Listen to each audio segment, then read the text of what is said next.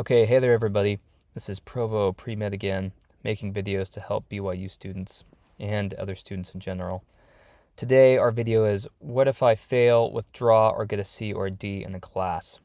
This is specifically at BYU, but this really applies to all premed students. We're going to get directly into it.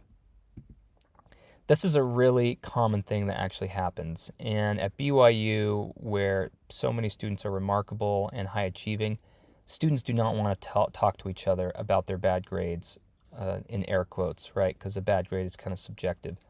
But it happens all the time, so you can't feel bad about it. What people don't realize is that life is precarious and everyone's different. You're dealing with different circumstances, and in 4 years' time, or however long it takes you to get through undergrad and get ready to apply to medical school, that's a long time. And something bad is going to happen in your life at some point. It's just natural. It's not good to think about, but it's something bad's going to happen at some point. And you cannot prepare for everything. That's just the way life is. So if you get a bad grade because of something that happens to you in life, because of some circumstance, you just have to breathe and know that it's okay, because it happens to everyone at some point. Something is going to happen and it's going to deter you, or it's going to throw you off course. It's just going to happen. Again, I have talked a little bit about my application. I'll talk more about my application later. I know some of you will instantly tune me out because I'm a DO student who only had one MD school waitlist. So you'll just immediately toss me out and say that I don't know what I'm talking about because DOs are terrible. But I had 3 C's on my application and I had a withdrawal. And I got into 4 DO schools and I had 1 MD school waitlist. I wasn't rejected from it. I was waitlisted. Am I saying I'm successful? In some ways, yes. In some ways, no. Take that what you will. I know what it's like to have the quote-unquote bad grades and wonder what you're going to do next. So I'm making this video for those of you out there who are not quite sure what to do. These are the questions to ask yourself before you panic if you're going to get a bad grade. First off, you can't exaggerate with yourself.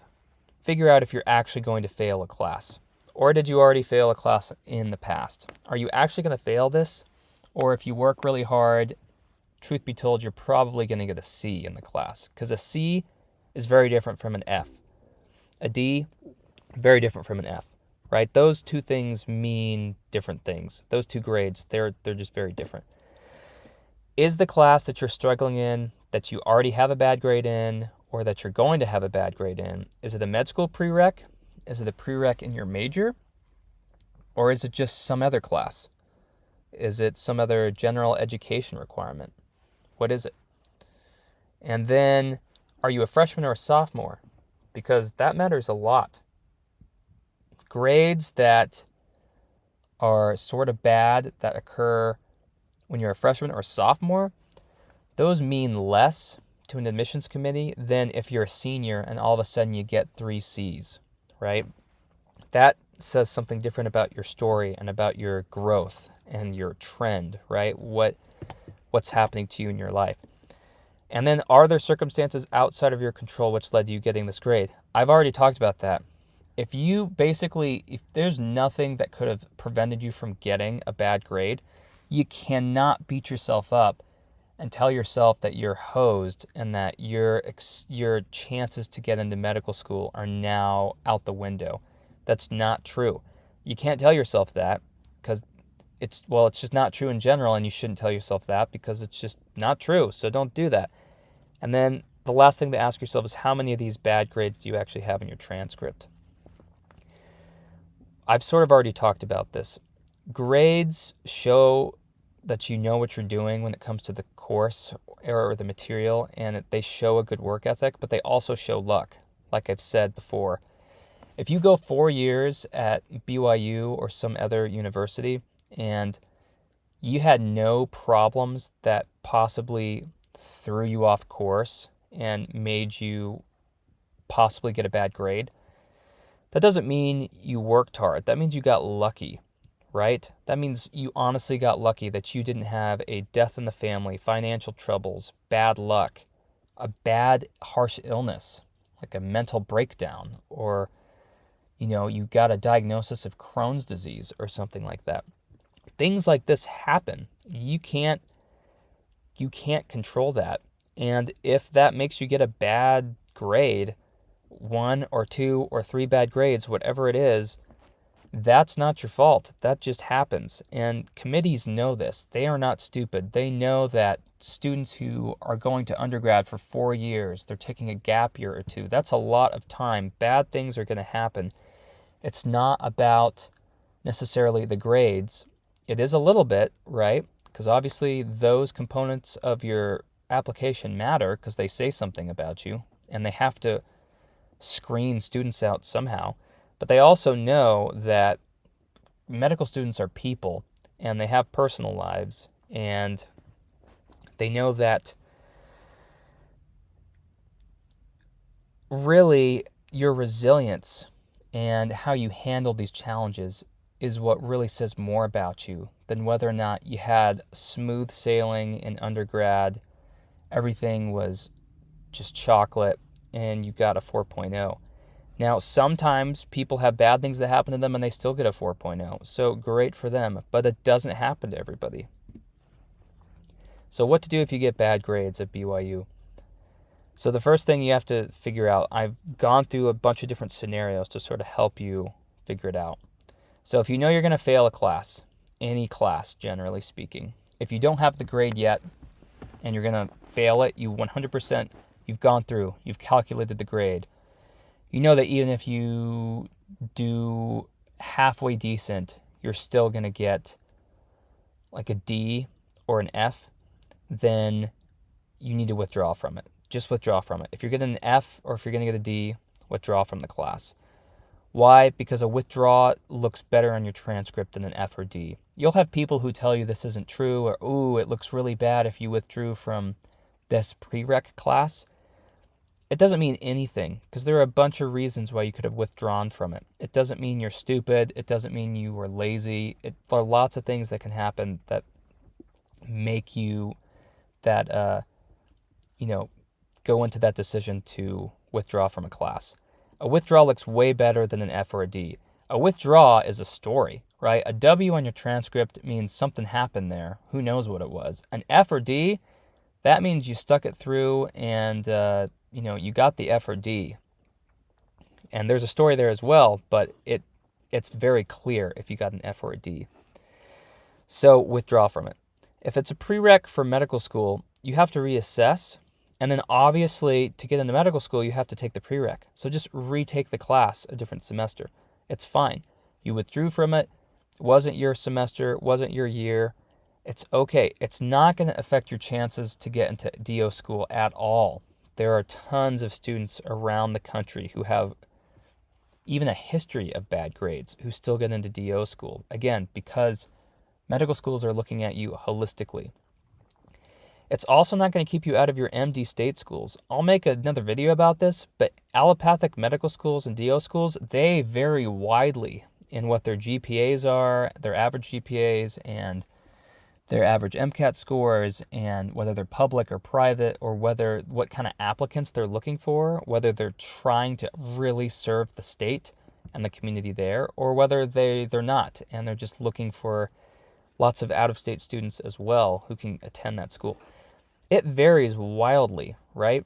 So, if your home state is Alabama, right? Alabama has a very different way of looking at a withdrawal on a transcript than a private, prestigious, top tier, top 5 medical school in the United States, right?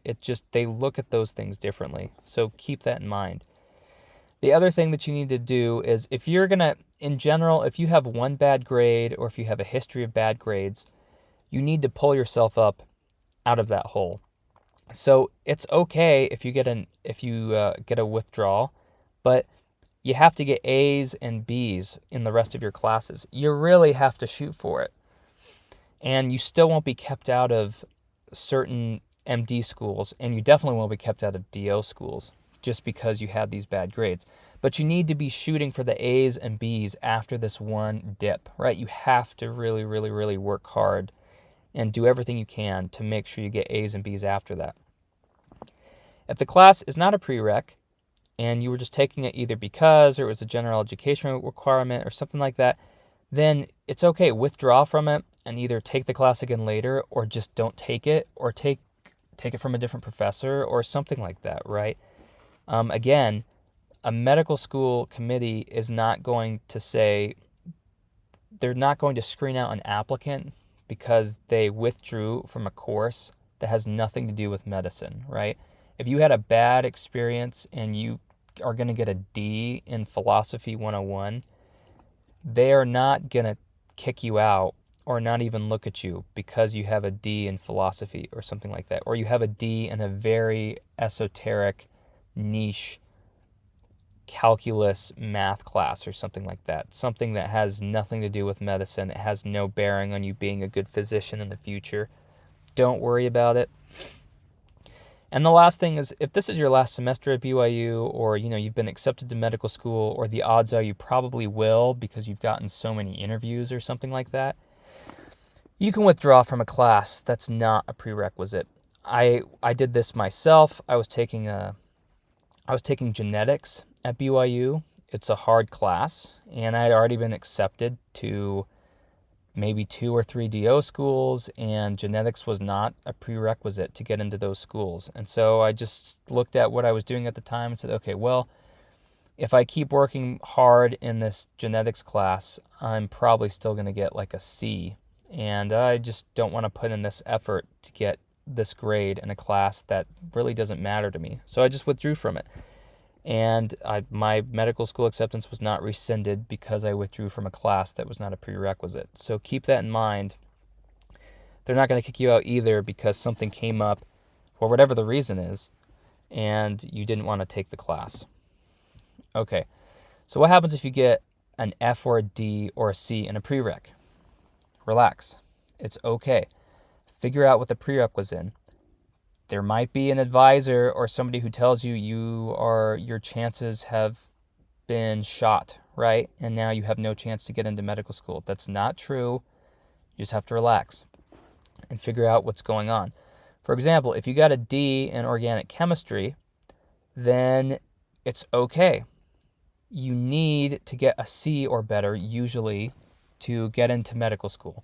Most universities say they're not going to accept prerequisite grades on your transcript of a C or less, or they usually say something like you need to get a C or better, and which means you can't get a C minus, right? So it's okay if you got the D, it wasn't your year, it wasn't your semester, then just retake it again from a different professor. Check around, look at Rate My Professors, ask your friends, see if somebody is better at teaching or if they have a better mercy policy in their syllabus or whatever it is. And it's fine. You just retake it. And you know what looks really good on your application is you got a bad grade in a course and then you went back and you took it and you got an A. That's pretty great. That means you mastered the material. That's an adversity story right there. That's a story. Look at it as a story. Don't look at it as your chances are shot. If you really want to be a physician, you can get there. If you got a C, not a C minus, but a C, then relax. It's not worth retaking it. If you got a C in any medical school prereq, most schools, I don't know a single school that's not going to accept a C. They may not take a C minus. So if you got a C minus, you have to retake the class and do what I mentioned previously. But if not, then it's okay. Just take the L, walk away, try to respond, and come back better and stronger the next time, right? If you got a C, maybe it was just a fluke. Try to get A's and B's after that. And then you have one C on your application. It's really not that big of a deal. If you got an F, then yes, retake the class. And I know, because I've met them, I have met medical students around my age who got a straight up F on their transcript, and they're at MD school right now. And why? Because they got that F, and yep, it looks real bad, but then they really killed their classes after that, got A's, got B's, did really well, had a great rest of their application, and applied broadly, and then now they're into, MD school. So I realize me saying that is just hearsay, but it happens. You can find people's stories on YouTube, on social media, on Reddit. There are lots of people who get in with really bad grades. It happens. You can still get into medical school. Keep that in mind. But if you have a dip in your grades, you need to try to respond to it. You need to show a pattern of improvement afterwards, getting A's and getting B's.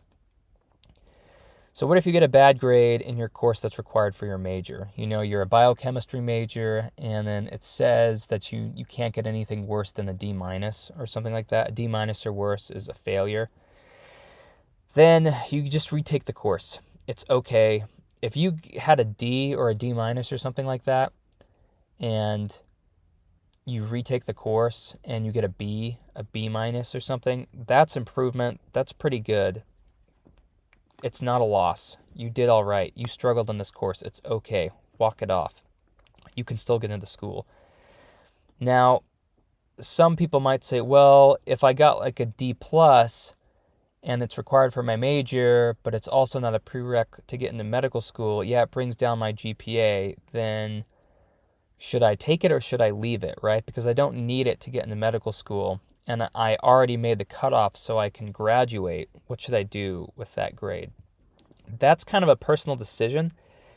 You should look at what your overall GPA and science GPA is. So if your science GPA is already if your science GPA is already lower than you want it to be, then you should retake that class.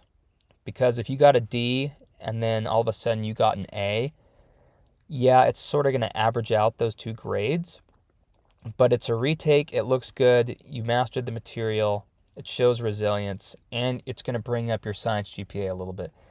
If your science GPA is already not as good as you want it to be and you get a D, then it's going to really tank it. So I would retake the class if you're going to get a D in it.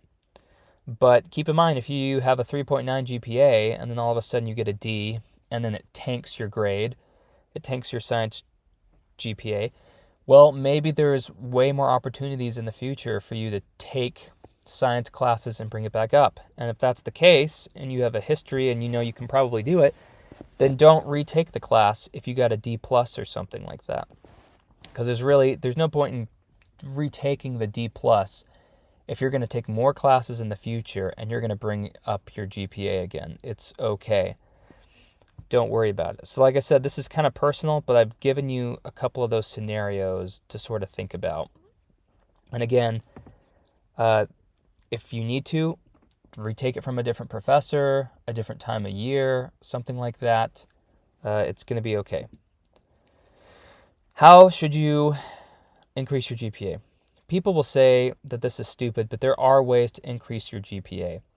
Your science GPA is more important than your overall GPA, but cumulative GPA still says something, right? Because you can't have one without the other. You don't have a good overall GPA and a bad science GPA. That really doesn't happen. It can happen, but they're usually kind of within a couple of points of each other, right? So one way you can do this is you just take more easy science classes that you can to try to get a good grade in it.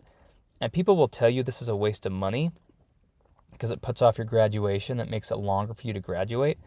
But keep in mind, this is sort of only relative because, yeah, it's true it would be nice for you to graduate from university as quickly as possible and get into medical school, but that's a big if. That's if it works. If you have to take a gap year or 2 gap years, or if you have to take the MCAT again and wait a year, or you have to reapply, that's a whole nother year that you have to wait. That's time that you're losing money, right? You just are. You're either losing money because you get out of residency later, or you're losing money because you have to spend more money on applications. So keep that in mind. This is really relative. I am of the opinion that it's far better for you to put your best foot forward and the best application you possibly can the first time, within reason. If you can't do that, then you need to take a year or you need to take more time, take more classes to build it up, because it's far better to apply and be not so stressed because you're probably going to get accepted somewhere than it is to maybe think that you're doing okay, but you're not really sure, and spend the thousands of dollars and then not get accepted. That's not going to be good for you. It's not going to feel good. I wouldn't worry about it. So something you can do is you try to take easy science classes. You can look through the course catalogs in a bunch of different science majors, and you can try to take classes that don't necessarily have prereqs to them just to boost your science GPA. Because when you apply to medical school, if you are applying to medical school and your transcript shows any classes that are, chemistry, biology, math, physics, right? All of the normal hard sciences, neuroscience, everything like that, physiology, anatomy, whatever the class is, those are all going to go into your science GPA. All of them are, right? So if you have a bunch of easy classes that are science related and you have an A in all of them, it doesn't matter if they were needed for your major or not. They're going to improve your science GPA. And even if they weren't needed for your major, it doesn't matter. No medical school is going to look through your application and say, well, this student took all the prereqs. They finished their major. They have a good application. Oh, but they have 2 or 3 freshman level courses in physics, biology, chemistry, math, something like that. Oh, they're probably padding their transcript. They don't know if you're padding your transcript. Nobody knows. And at the end of the day, taking more classes is actually just going to make you more broadly and well-rounded and more educated because you're exposing yourself to other subjects. So not everybody gets a chance to take a beginner's course on plants or plant anatomy or biology, right? Not everybody takes a class directly about that. Everybody takes a class on biology, but the emphasis of the class, that changes from course and university. So it's not really going to hurt you that bad. It's not going to hurt you at all to do this. And maybe you already took a couple of these biology courses, but then you didn't take that other one. So why not just take that during the spring or summer, because you feel pretty confident that you can get an A or an A minus or something in it. Why not? If you can afford it, if you're already on scholarship, if you need a reason to stick around during spring, summer, then why not sign up for a couple of those courses, and it'll give you a chance to boost your GPA. That sounds really dumb, but people do it. People do it all over the place, and they do it to try to increase their GPA. You can do it too. There's nothing immoral or unethical about taking other classes to boost your science GPA. In fact, that's what a postbac is for. So another way to just get better grades is to really hyper-plan out your classes. And it takes work because you have to ask your friends and you have to look at Rate My Professor a lot and move your classes around. But it's a big difference because if you take a class that's easier or has a better policy that works for you in the syllabus, and that difference is going to get you from a B plus to an A, or an A minus to an A, or a C to an A, whatever it is, it's 100% worth moving your classes around just so you have a good GPA. So the work is worth it if you get a good grade. My example that I always have is I'll talk more about my application probably later, just for the sake of helping anybody who might benefit from it. But I took Chem 106 twice at BYU. The first time I took it, I got a C minus, and I remember being really frustrated because the professor really had no mercy policies whatsoever. But that's fine, because that's just how this professor wanted to plan out the course. And then the second time, I took it with a professor who let the class make up one of their midterms, which was insane to me. I couldn't believe that was a policy that they were allowed to do that. But that's how they structured their course. And then I got an A minus the second time because it was so much easier the second time I took it. because the policies in the syllabus were so much better. So keep that in mind. You can always do that. How many bad grades are too much? Okay. A pattern of C's and D's and F's is not good. It's never good, right?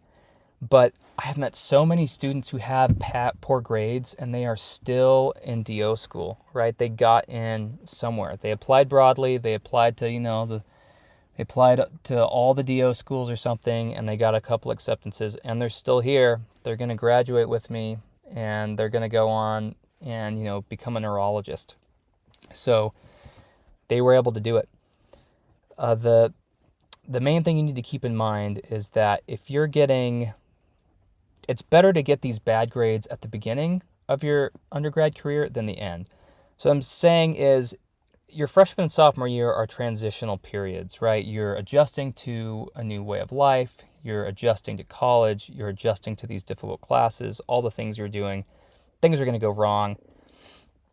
It's okay to get a bad grade occasionally, right? Especially in your freshman or sophomore year. This shows that it was a bumpy ride, but if you get B's and A's after you get those grades, it shows growth and it shows that you were learning 100%. Your GPA trend means more than just your GPA, right? Your trend is the most important thing because it tells a story. It shows that you improved, right? So if you get several of these grades, and what I'm saying is if you're a freshman or sophomore and you have a C per semester, right? So if you have, 4 C's, you're fine.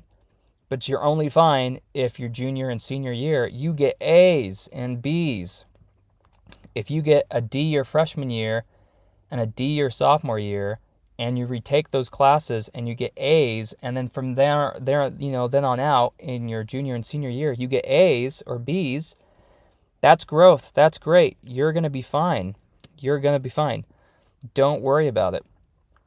But if you have several C's and D's every single year, bad grades scattered throughout your college career, I'm talking about freshman, sophomore, junior, senior. If you're getting a C every semester, or if you're getting a C, if you're getting a D every year, right? Then you should look into getting a postbac to increase your GPA. And it's unfortunate if you have to do that.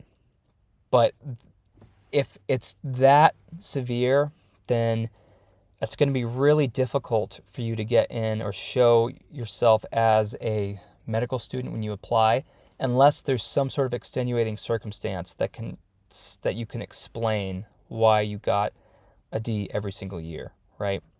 If you can't do that, then you should probably do a postbac. But like I said, this is really important for you to know at BYU. You can still do it. You can still get there, right? And again, even if you got a C your freshman year, and then you got a C again your junior year, it's okay. It doesn't mean you can't get into medical school.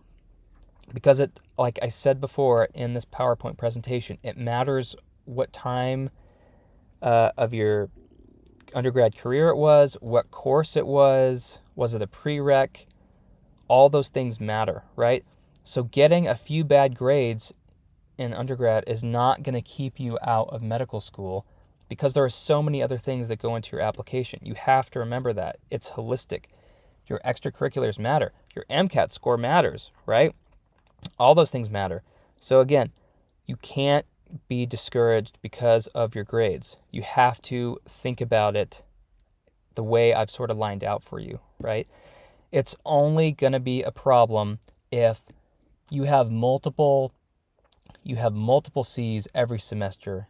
You have a D every single semester. You have C's and D's every semester. You have C's and D's every year, right? That is a problem.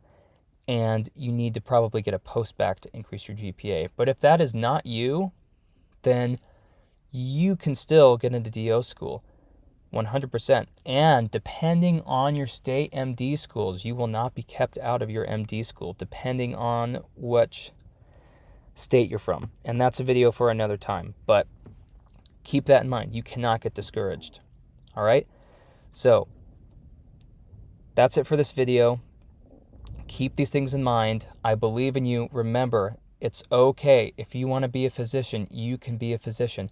1, 2, 3, 4, 5 bad grades is not going to keep you out. Depending on what they are in, what courses they are in, depending on what time they are in, just keep that in mind. You can get there. Breathe, readjust, reassess, switch the classes, take a different professor, plan your stuff out. It's going to be fine. You can be a doctor, you can be a physician if you want to.